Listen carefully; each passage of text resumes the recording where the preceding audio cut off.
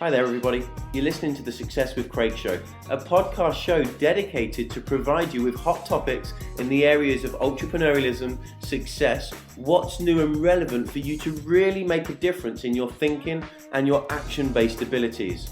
You can subscribe to the show via iTunes at the website www.successwithcraig.com. Hey, make sure you do, just to keep up to date with the new releases when they are hot off the press. And enjoy today's show. Hi everyone, good morning. I hope you're all well today. Joining me, we have a great guy, Joseph Clough. He's an international trainer, a therapist, as well as being a Hay House author. And his goal is quite simple. It's to help people achieve their full potential, and something I've really got a lot of time for. And I really appreciate you joining us today, Joseph. How are you? I'm very well. I'm incredibly well, in fact. How are you doing? Yeah, terrific, mate. Thank you. Terrific. Now, you're based in Cambridge. Is that where you've kind of been, from? Yeah, I've been born here, born in Cambridge. I moved around to Liverpool and so on, but I come back, and then I'm just really, wherever my business goes, that's where I tend to flow as well. So yeah, been in Cambridge for quite a long time now. Oh, that's wonderful. Hey guys, I've met Joseph over the last couple of years, and I'm really excited about having him on our podcast show today. And you'll get to see why as we're chatting. I think Joseph has had a successful career in training and as a therapist, and certainly can bring some wisdom and knowledge to really help us make a change, everlasting change, and a difference to our life and our future. I mean, tell us a little bit about your journey, Joseph, because you've got quite an exciting story, really. Yeah, well, it's a bit of an interesting journey, but I'm sure it's going to be very, very familiar to your listeners. And it's one of those cases where when I was young, I was very, very insecure and very shy. I did absolutely terrible at school. I was told that I wasn't really going to amount to much. And it was just very much a case of not feeling good enough and having these blushing and self-conscious kind of episodes when I was talking to people. And that really continued all the way till I was about 18. Well, it was when I was 18 years old. And then I thought, I can't be doing this anymore. I'm in a terrible job. I don't feel good about myself. I've got these emotional issues, psychological issues, and something has to change. So ultimately, I went on a mission to do as much as I could, to learn as much as I could, to be able to change my own life.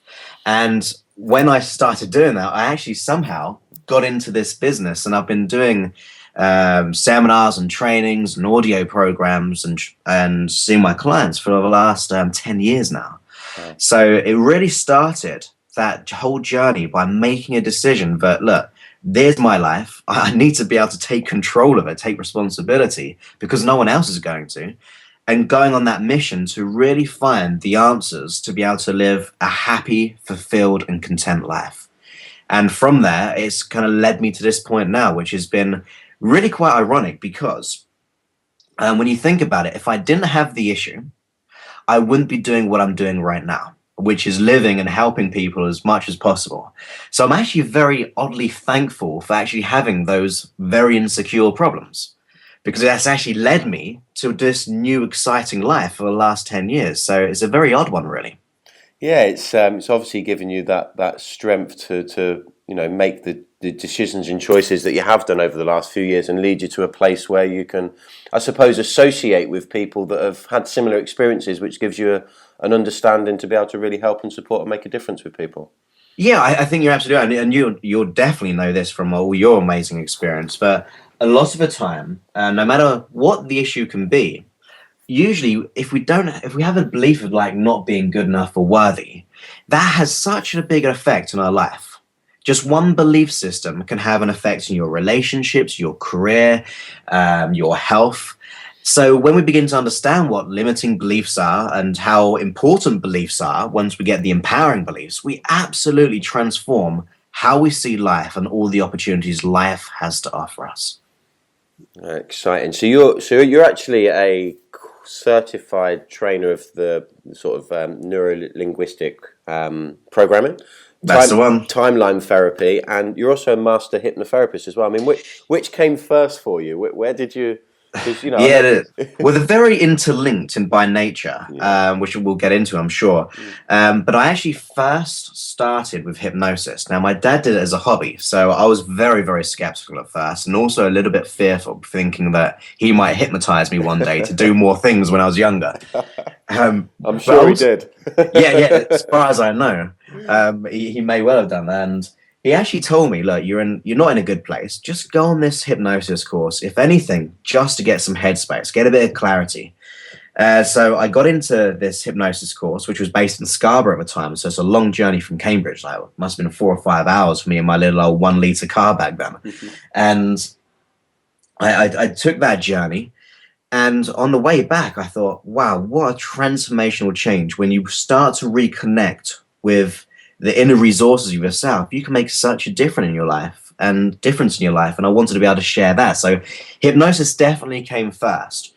And the NLP, as you said, is neuro-linguistic program, is really like a spin-off to hypnosis. It's a way of doing things a little bit more consciously, but you're working with your unconscious mind. And timeline actually came from NLP as well. So you could say the hypnosis was there, or hypnosis has been around for thousands of years, ultimately.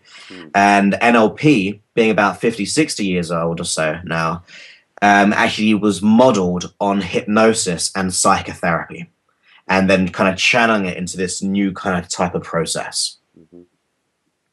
Amazing. Okay, that's interesting, because I know you've got a deep-seated belief that, you know, we're always ever evolving and ever learning, and people really should kind of be sponges to, you know, develop themselves and find out more about their true potential. That's right. I mean, the way I see it, and I think sometimes society can ingrain certain beliefs in ourselves to be like other people, to have all the cars, to be able to look like this certain thing, and ultimately that can breed fear and feelings of inadequacy. And what I want to say in my message is that ultimately we're all perfect. Yeah, we can actually may still want to make changes, but ultimately within you is perfection. Hmm. And we can put our attention on ourselves and realize that everything we need is within us. Whether that be contentment, inner fulfillment, peace, confidence, it's all there within us. And it's just ultimately our potentiality. And the problem is we look sometimes for the external means to get it. We go on this kind of searching, I need this to be fulfilled, or I need this relationship to know that I'm loved. My whole aspect is that actually it's all there and it always has been there. We just have to put our attention to all those wonderful qualities, to feel gratitude, to be able to understand that we are so worthy that you can do anything that you want in your life when you put your mind to it. And I think we were born with that. When you think about it, Craig, when we were born, we were completely one wholeness. Hmm. We were completely whole in any way. We didn't have the understanding of language and labeling. We didn't have any limiting beliefs. We didn't feel at that point lots of negative emotions or even good emotions. We were just literally a being. And then through time, as we go through experience, it can create sometimes, not all the time, but conflicts or limiting beliefs or certain labels or having conflicting values or behaviors or habits. And what my intention is to really get us back to that source wholeness and resolve conflict and really acquire that inner belief that, yeah, everything's fine, everything is perfect. We just have to put our attention to it. I suppose this brings us on the power of our beliefs, and you know, I'm certainly a firm believer that we live our daily lives in line with our internal beliefs. But That's right. what's scary, I think, is when people start to appreciate and understand that our beliefs have typically and generally been created by outside experiences, other people's influences, that social environment that we find us in. That, you know, what's commonly, I suppose, branded as the power of association. Yeah. How can people take back their sort of the power and control of their own beliefs and get this right from inside, which is what you were just, you know, mentioning? Well, I think the one thing to consider is, I mean, like you said, the power of association and other people's beliefs.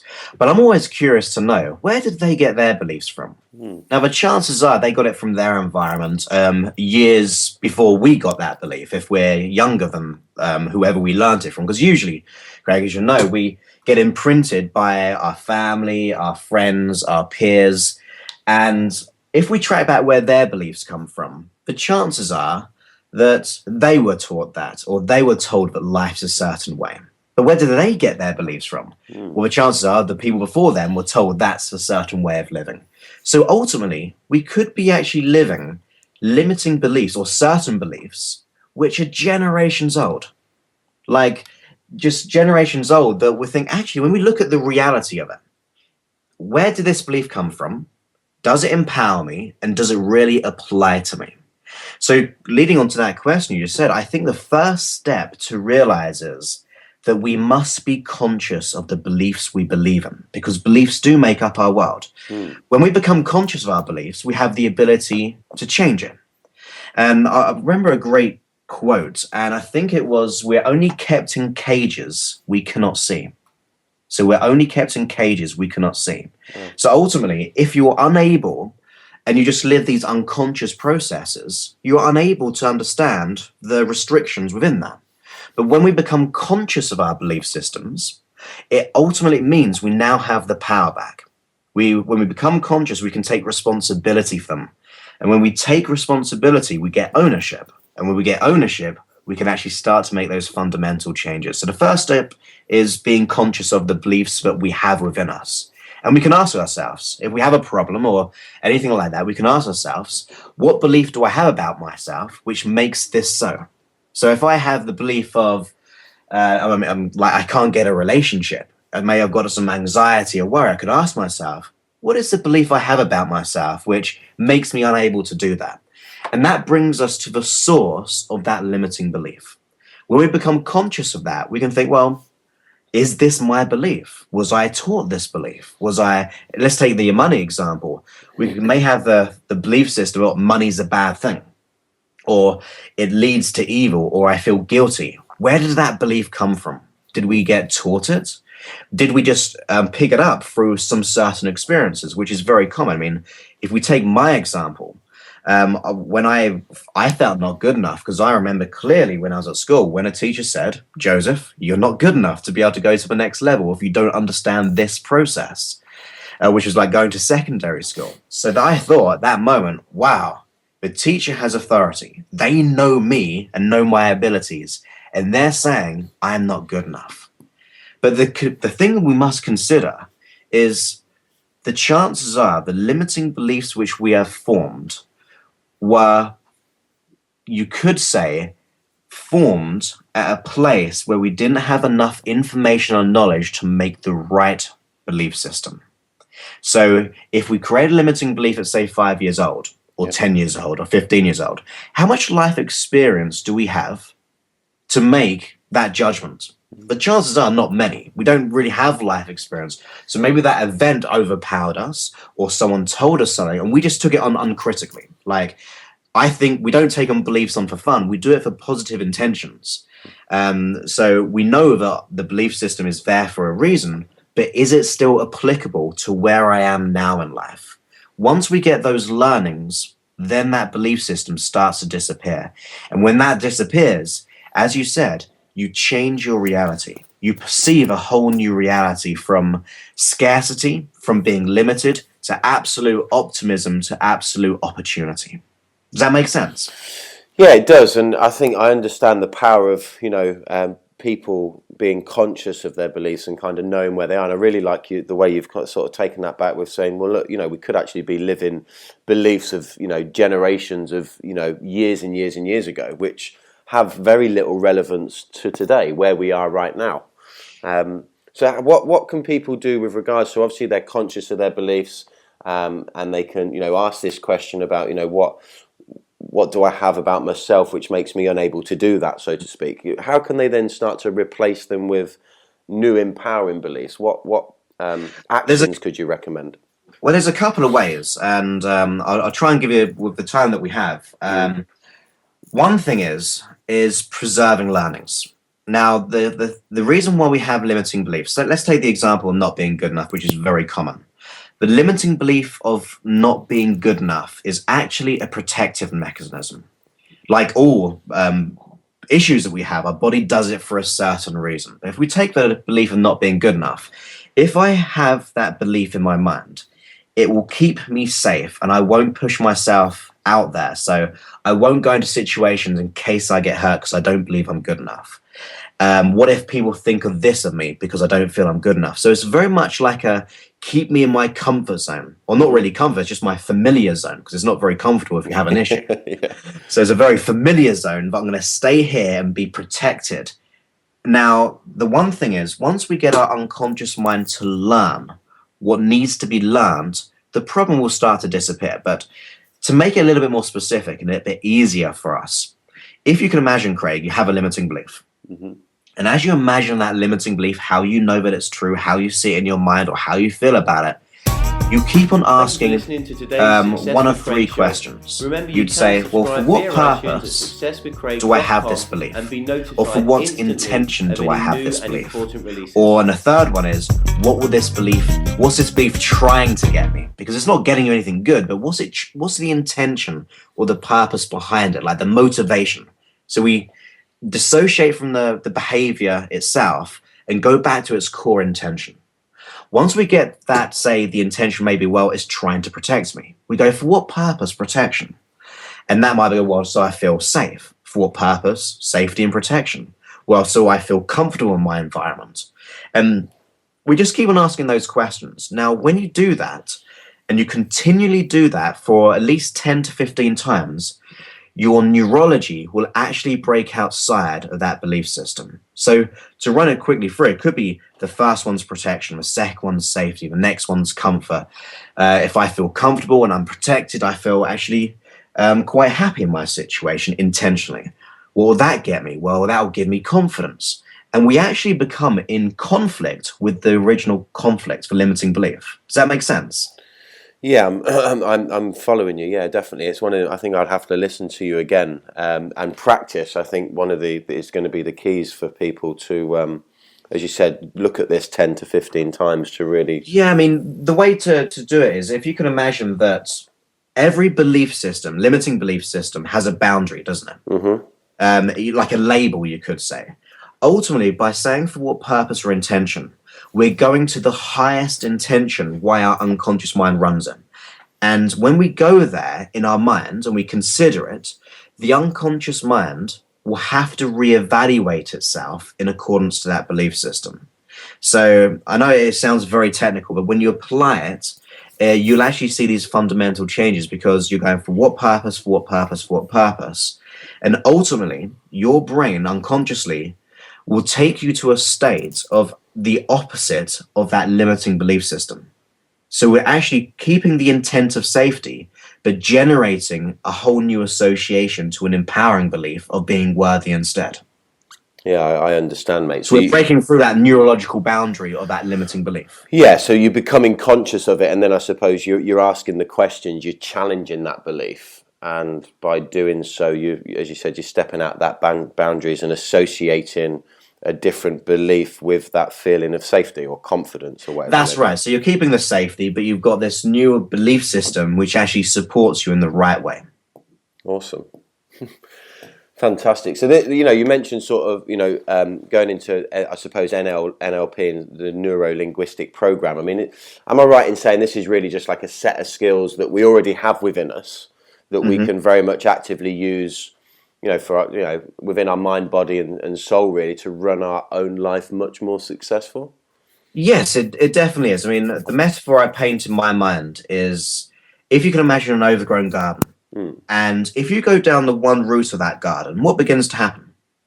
It becomes more well trodden down, doesn't it? Yeah, you clear a pathway. That's right. Now, think of if we have a problem, the more times we activate that problem, think it, feel it, act and react that way, it becomes more ingrained and you go down that pathway. NLP is about interrupting that pattern unconsciously and going down the new pathway. Because if we just take that metaphor of the garden into a brain, like the neural networks, the more times you think, the more times you feel, the more times you act and react and associate, the neural networks become stronger. NLP is really getting the unconscious mind to develop a new pathway. So rather thinking this, you think this. Or whether you're feeling this, you feel that.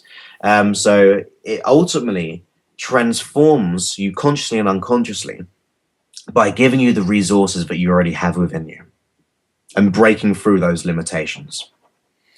And do you think, this, I mean, I know we share a passion for, personal development, learning more, becoming more, and therefore probably experiencing, enjoying more that life has to offer. And do you think this has a real, for somebody very new to personal development or somebody very new to entrepreneurialism, people that are looking to maybe break out of the habits of the past, that negative thinking or that social environment that's not been very empowering? Do you feel that personal development is that first step to start to make new pathways in the brain? Yeah, it is. And when you think of personal development, you're developing yourself. And every time we're growing, we're getting stronger. And if we're not growing, then as we just briefly spoke before this interview, was that if you're not growing, you're ultimately kind of in a way dying. It's like a plant. You need to feed yourself continuously to evolve and grow in life. That's why we're here, after all. The people before us in the genes and so on have had to modify depending on their environment. Now, what personal development does, it gives you the tools to retrain how your mind works, to access resources like confidence and motivation, to resolve conflicts, let go of stuff, and ultimately master your mind. And I think that's one thing I'd love for schools to be able to teach a little bit more, to really educate young people to think, actually, I can change my emotional state. I can feel empowered, because when we take responsibility for our life, when we become conscious of these limiting beliefs, we actually have an opportunity to do something about it. And when we take inspired and when we take massive action on learning and becoming more, we realize that how powerful we are as people. And that can only transform our health, relationships, career, and business simply by taking responsibility. I mean, just to take another point, which I think is partly maybe down to society, we can have a lot of reasons and excuses as to why we can't do something, can't we, sometimes? Mm-hmm. Yep. So we say, well, I can't do this because of that. I can't do this because of the financial situation or the financial climate. I can't do this because that person won't allow me. Well, I don't live my life that way, and I know you don't at all, because we realize that reasons and ultimately excuses hold us back. Yep. And it actually disempowers us. It's like we're buying into other people's expectations. And that means that we can't take ownership. But when we take responsibility for our present situation, right here, right now, it means we have ownership over our life. And therefore, we have ownership of where we take our life. And as we know, that our past has led us to this point. Mm-hmm. So our past behavior, or our past situations, thoughts, and thinking has led us to this point right now. If we take responsibility for our life in this moment, assume that control and take ownership for our life, ownership for our mind, ownership for our reactions, ownership of our environment, then our future will completely transform. Because, I mean, have you ever read the book Man's Search for Meaning at all? Do you know I haven't? No, I'm going to write that down. Man's Search for Meaning. It's by Viktor Frankl, and he was in the concentration camps, and he was in, what was the worst? I know they're all terrible concentration camps, but I always forget the main name. Alcatraz? No, not Alcatraz. Oh, Auschwitz. Yeah, it's that one, isn't it? Yeah. And he was there, and he actually survived. And he said a quote, which goes something like this. It's been a long time since I read it now, but he says, "When we are unable to change a situation, we're challenged to change ourselves." Now, think of the situation that he was in. In our lifetime, I'm sure that would never happen again. He saw his family die. He saw people around him die, become depressed. But he came through and survived that experience and came up with that mindset. When we're unable to change our environment or situation, we're challenged to change ourselves. Now, if we can do that in our lives, it just completely takes our problems into such a smaller level that we think, well, if this guy can do this and survive life and become a better man for it, and like to grow as a person from it, we can easily adapt to that philosophy in our mind. When we can't change a situation, we're challenged to change ourselves. That's a fantastic mindset to have, and I think certainly I've noticed there's been a shift across the UK and Europe at the moment with the current sort of social and economic environment we find ourselves in. I think people are looking for new ways to do things. I think, people have that entrepreneurial spirit inside them, and maybe it's kind of rearing its head up and they're thinking, well, hang on a minute, there's got to be a better way out there. That's right. And I think people are maybe starting to look to, I know from recently at the Empowerment Live event, there was a lot of people there that, are running successful businesses in many different arenas, as well as people that had come to a point in life where they're thinking, right, I just need to do something different. And they wanted to be empowered to do so. I think there's been a shift where people aren't looking for that job for life anymore. And this kind of attitude of developing a mindset, to change and to challenge themselves to change, it's empowering for me and very exciting, because I completely agree with you. People very much choose, the choices and the actions of the moment of today are what are going to create the future. That's right, yeah. And I think, people can choose their environment. I mean, have you got any, any simple tips, maybe using NLP, that can help people to develop this confident, challenging attitude to understand that they are in control of their choices to change their future? Is there anything specific we can advise people to do? Yeah, I'm sure there is. I mean, to be honest, the way I see it is ultimately being conscious of this process. And it really transformed my life just knowing I'm responsible. I've got to take responsibility to make a change in my life. When I had all those issues, I had to make a decision that this is not good enough, but something has to change and only I can do it. So just reinforcing that belief system that I am the cause of all of the effects in my life. If I'm not happy with all the effects of my life, then I must change myself to make that change. So the way that when I was writing my book, this sentence came to my mind is, rather being a product of life, allow life to be a product of you. Yep. So that means rather life just affecting you, you actually turn it around and go, okay, in my life, this is showing up. If I don't like it, I've got to take responsibility for that. And I've got to do whatever it takes to make that change. And then as we take massive and inspired action to do these changes, it's a continued learning process. But as a little process for you, for people out there, is to ultimately live more in this moment. I mean, this moment is very, very powerful right now. And I also understand we live in a high-paced world, and it's very hard to live in the moment. We see the wonderful books like The Power of Now, and like the Buddhist teachings and so on, and the spiritual teachings. And I think they're absolutely amazing. But also we've got to live in a real life, and we have got stuff happening. But to be able to make consistent changes, I do this personally. As I go to sleep at night, I will take 10 or so, 15 minutes to preserve the learnings of this day, of a day just gone. Because I know if I learn from those, learn from my day, I can take those learnings into the next day. And learnings will actually let go of emotional and psychological and behavioral issues anyway, because we're ultimately updating ourselves.